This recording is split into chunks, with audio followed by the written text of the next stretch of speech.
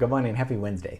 PSW staff, clients, and friends joining us halfway through the week. We're going to look at somebody jazzy and jazz-like. Let's get right to it with Lionel Hampton.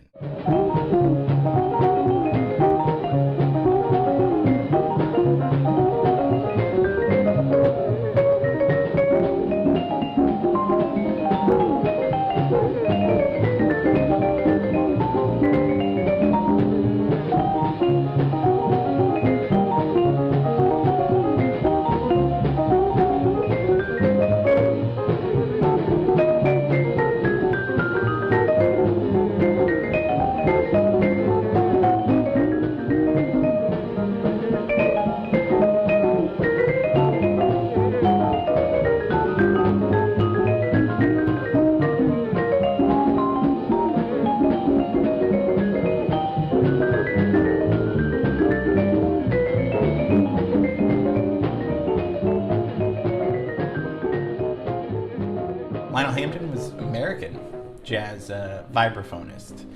We'll look at that, but also a percussion. It all under the realm of percussion. And percussion instruments, anything that you press or hit. So a piano, like we've talked about, is a percussion instrument. It's also strings. There's strings, and he was a drummer and he was a band leader. Worked with tons of jazz musicians, but pretty early. Early jazz. Composer, arranger, wrote more than 200 songs and jazz standards that are used today. So we're going to talk about his life, and then we're going to watch and listen to one of the best jazz solos of all time. I know that's a really huge statement to make. Personally, one of my favorites, of course, changed my life. This jazz solo changed my life. Isn't that one solo? Changed my whole life. I don't know how. If I knew how, then it wouldn't be really exciting to me. But somehow it's changed my life, and I listen to it a lot, and I really want to share it with you because, so we'll do that at the end. So today we'll have too much fun looking at Lionel Hampton.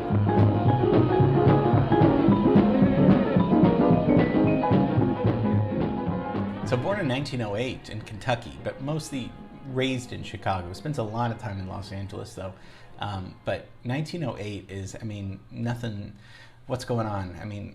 Ragtime music is going on. Early jazz is going on. He's about 8 years, younger than Duke Ellington. Duke Ellington and Count Basie, so the swing era is starting in the 20s, right?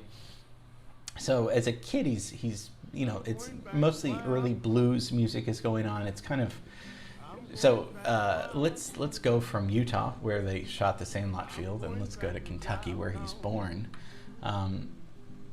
Raised by his mother, his dad died in World War I, and starts playing drums in church, and also starts playing xylophone, which is an early mallet instrument. So you play vibraphone and marimba and xylophone with mallets. So you don't play them with your fingers because you need to hit them with something harder. So, but playing drums a lot in Chicago, moves to California around 1928 and starts playing in Dixieland groups. So Dixieland's kind of early jazz, right? So you have swing music going on, early big band music going on, but there's also Dixieland music, which is kind of, more Louis Armstrong type, early jazz music. Because you'd have more of like a Dixieland jazz band, right? So he's kind of into this right now. This is obviously before bebop jazz bands and stuff like that. So, but he learned a lot of harmony and a lot of music theory. And in 1930, he picks up this instrument called the vibraphone. So the vibraphone was invented in 1927, so it's still under 100 years old. It's not really that old of an instrument.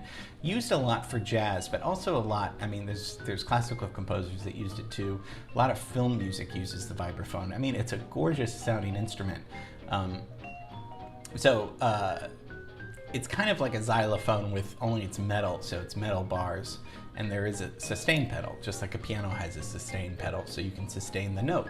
So you get this really crystal, magical sounding like resonator. It's such a beautiful, great sound. And there's different type of mallets. You can use soft mallets or hard mallets depending on what the mood is. Lionel Hampton, of course, is going to use this as his solo instrument, so he's going to want to really smack it. So by 1934, I mean, this is the swing era, right? He becomes the leader of his own band. And do you know where he plays? He plays someplace we talked about over a year ago, Sebastian's Cotton Club. Remember that place? It was in Culver City, and Louis Armstrong played there, and it was opened by Frank Sebastian in 1926. And why was it so important? It was one of the very first jazz clubs to allow all black bands to play. Because, I mean, this is the late 20s. You know, there was segregation, obviously. There will still be segregation for years and years to come. But they allowed all jazz black bands to play. So Lionel Hampton brings his band to Paradise Club, which is not there anymore, obviously, but Los Angeles. So he gets discovered in Los Angeles, 6th and Main, pretty much downtown. Because like we've talked about in our classes, most of all the actions happening downtown. Anyway, Benny Goodman finds him here. And Benny Goodman, we haven't talked about, very famous clarinetist, big band leader. So if you think of Glenn Miller and Artie Shaw and Tommy Dorsey, Benny Goodman's up there with leading his own big band, swing music. That's what he's. But he was also very important to Lionel Hampton because he said, "I don't care if you're black, you play great." So he allowed black people in his jazz band. Something. It sounds silly to even say that now, but I mean, it wasn't that long ago when that wasn't, allowed. That's fine, Professor. Now, anything we do, just follow us.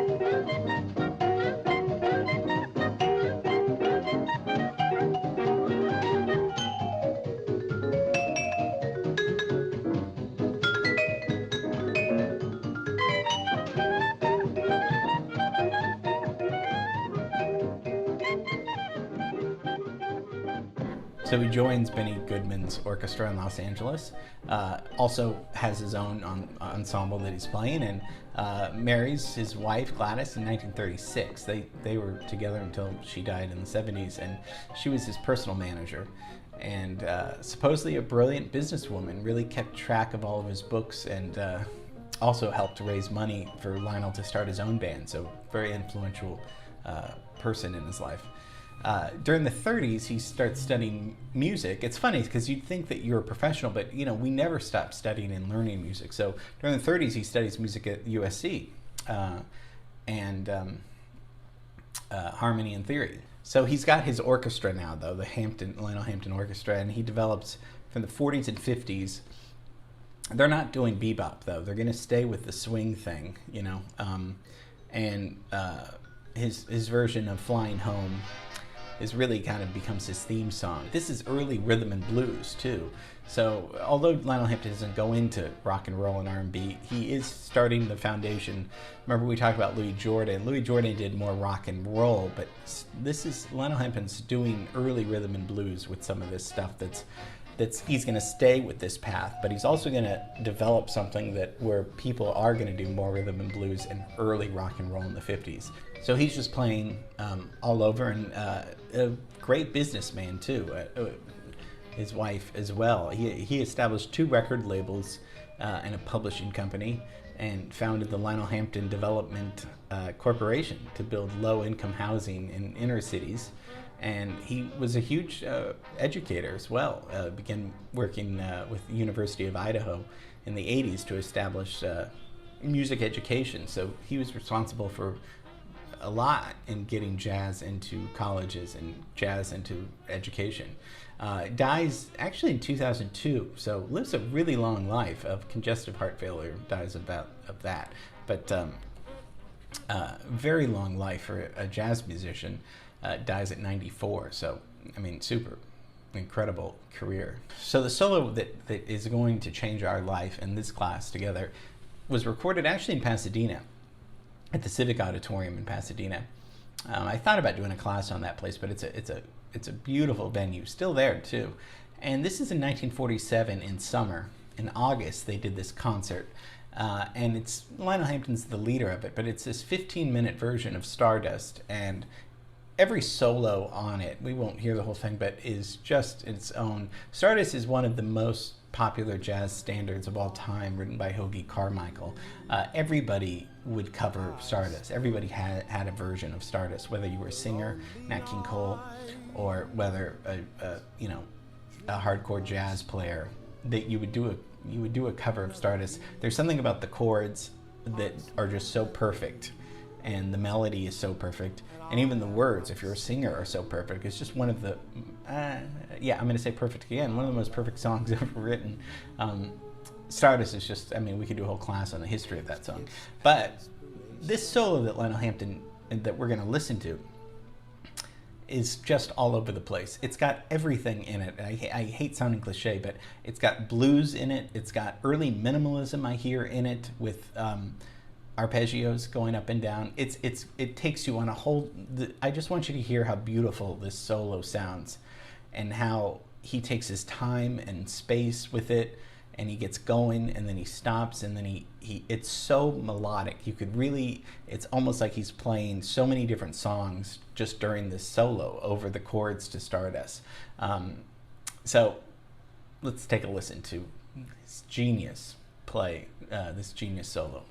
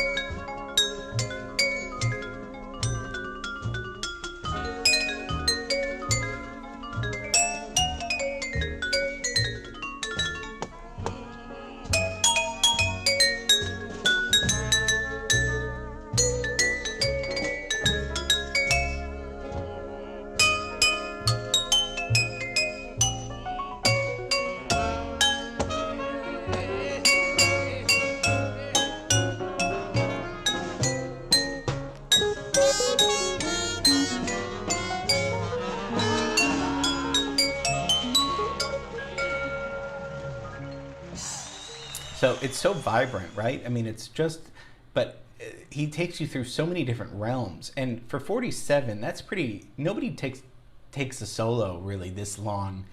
I mean, they were really grooving. You can hear in the audience loved it too. But usually solos would not go on this long, especially in 47.